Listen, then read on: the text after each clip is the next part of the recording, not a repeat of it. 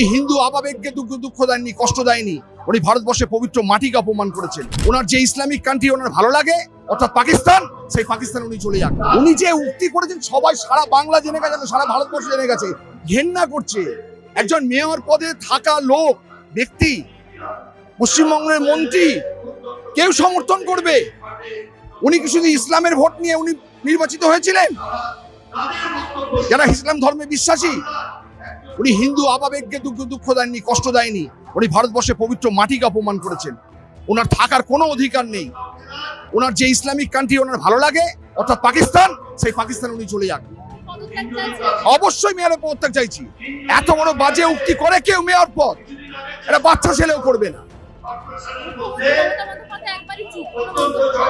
মমতা বন্দ্যোপাধ্যায় দুদিন পরে বলবেন, নিশ্চয়ই বলেছেন যেটা তুমি খারাপ করেছো, এটা বলেছো, বলবেই বলবে।